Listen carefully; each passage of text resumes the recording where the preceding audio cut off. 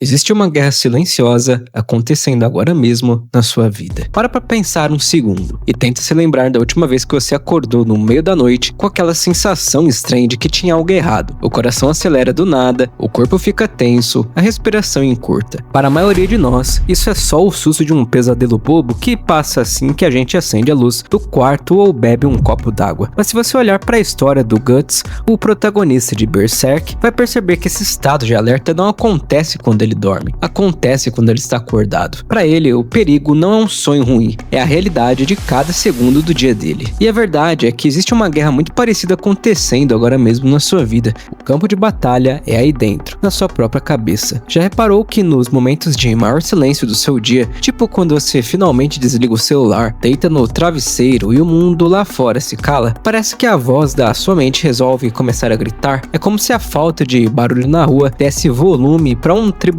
interno que não tira folga nunca. Nesses próximos minutos, eu queria conversar de verdade com você sobre isso. Vamos entender, sem termos técnicos difíceis, como os nossos traumas antigos conseguem sequestrar quem a gente é. E o mais importante, você vai perceber que essa voz que fica te cobrando ou te colocando para baixo na madrugada pode não ser realmente sua. Ela pode ser apenas o eco das pessoas que te machucaram lá atrás. Se você sente que está carregando um peso invisível e anda cansado de brigar com seus próprios pensamentos, senta aqui comigo, respira fundo, que esse vídeo é pra você.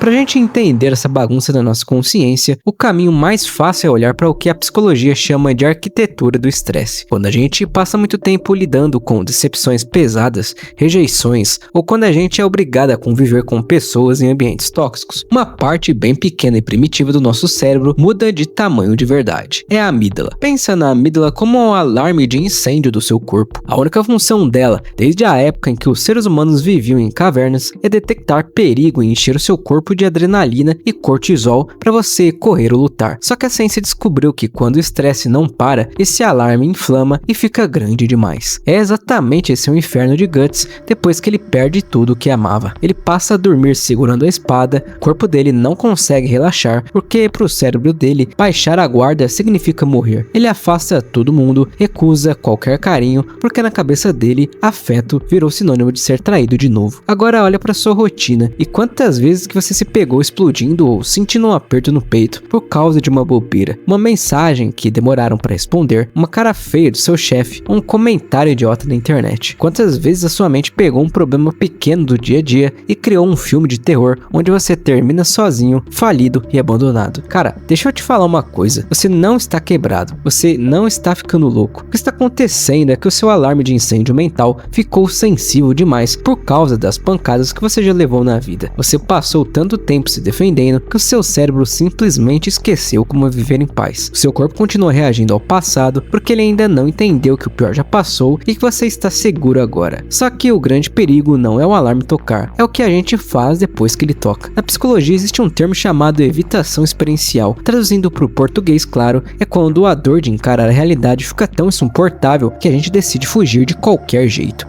E a gente costuma fugir de duas formas, ou se anestesiando com dopamina barata no celular para não pensar em nada, ou se isolando do mundo. O Guts escolhe o isolamento mais pesado de todos. Ele vira o espadachim negro, trata mal quem tenta ajudar, cria uma muralha de frieza ao redor de si e repete que prefere andar sozinho no escuro. Na cabeça dele, quem sofreu, essa lógica faz todo o sentido do mundo. Se eu não confiar em ninguém, ninguém me trai. Se eu não amar ninguém, ninguém me magoa. Só que essa é a maior armadilha que a sua mente pode armar contra você. A solidão é um bicho que se alimenta de si mesmo. Quanto mais você se tranca no quarto, quanto mais evita sair, quanto mais se recusa a conversar e prefere ficar remoendo as coisas sozinho, mais você ensina pro seu cérebro que o mundo lá fora é perigoso demais para você. Cada vez que você foge de uma conversa difícil ou de um problema que precisa resolver, você sente um alívio na hora, mas condena sua saúde mental no futuro. Você entra no ciclo de ruminação, deita na cama, passa horas revivendo discussões que já acabaram há anos, pensando no que deveria ter dito, tentando consertar o passado na sua sua cabeça. Você vira o prisioneiro e o carcereiro da sua própria vida. E a pergunta que eu te faço de nerd pra nerd é: até quando você vai aceitar viver trancado em uma cela que você mesmo continua trancado por dentro? E aqui é onde a filosofia antiga e o estoicismo entram para chutar a porta dessa cela. A nossa cultura hoje vem de uma ideia muito boba de que ter paz de espírito significa estar bem o tempo todo, sorrindo e sendo um monge que perdoa tudo instantaneamente. Mas a filosofia de verdade não é bonitinha assim. Aristóteles dizia que o homem que não sente raiva diante da injustiça e do abuso não é um homem sábio. Ele é um covarde que aceitou ser pisoteado. A raiva é um erro do seu corpo. Ela está aí porque serve para sua proteção. A raiva é o seu inconsciente desenhando uma linha no chão dizendo chega. O Guts precisa dessa fúria para continuar de pé. É ela que faz ele levantar quando o corpo não aguenta mais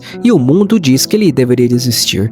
Então muda sua perspectiva sobre isso. Sentir revolta com a sua situação financeira, sentir raiva da sua própria falta de foco ou ficar indignado por terem pisado na sua bola, isso é energia pura. É o combustível que você precisa para se mexer. O problema nunca foi sentir raiva. O problema é que quando você deixa ela virar mágoa acumulada. A raiva de verdade é um fogo que limpa o terreno para você construir algo novo. O ódio é um incêndio que queima sua casa com você dentro. Você está usando a sua indignação para mudar de vida ou só para se queimar um pouco mais todo dia? Se você caminhar hoje pelas ruínas do Império Romano ou da Grécia Antiga, tudo que vai achar são colunas quebradas, templos caindo e estátuas desgastadas pelo tempo. Homens poderosíssimos que choraram de dor, impérios que pareciam eternos, tudo virou poeira e silêncio. O tempo reduz qualquer sofrimento ao nada. A sua dor atual, por mais gigante que pareça agora, também vai passar por essa mesma lei. A maior virada da história do Berserk não é quando o Guts ganha uma espada nova ou fica mais forte, é quando ele finalmente para de olhar para trás. Durante anos ele viveu igual um fantasma,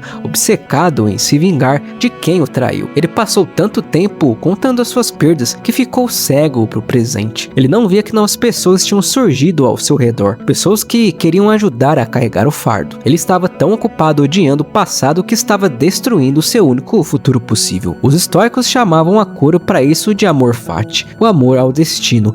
E não é achar bom que coisas ruins aconteceram nem bater palmas para injustiça.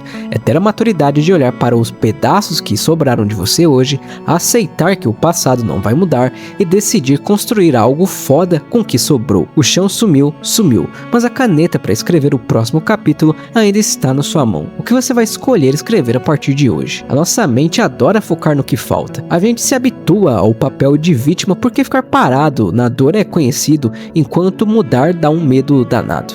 Mas a receita para ter uma mente calma não é fugir dos seus monstros se distraindo no celular. É ter a coragem de sentar em silêncio, olhar para sua dor e entender o que ela quer te ensinar. Se você está ouvindo isso agora, no começo de mais uma semana, indo para o trabalho, no ônibus lotado, caminhando na chuva para a faculdade ou simplesmente deitado no escuro, tentando achar forças para levantar da cama, guarda essa frase com você para sempre. Aquele que te causa raiva e domina os teus pensamentos através do ressentimento controla a sua vida. Enquanto você continuar odiando quem te machucou, você vai continuar sendo escravo dessa pessoa, mesmo que ela esteja a quilômetros de distância. Você está dando a chave da sua mente para quem te quebrou. O Guts foi até o inferno e voltou, mas a maior vitória dele não foi contra os monstros de fora, foi a decisão de não deixar que o inferno do mundo corrompesse o coração dele por dentro. Ele escolheu continuar andando, escolheu aceitar ajuda, escolheu voltar a confiar, mesmo correndo o risco de se machucar. Não deixe o erro dos outros ditar as regras do seu presente.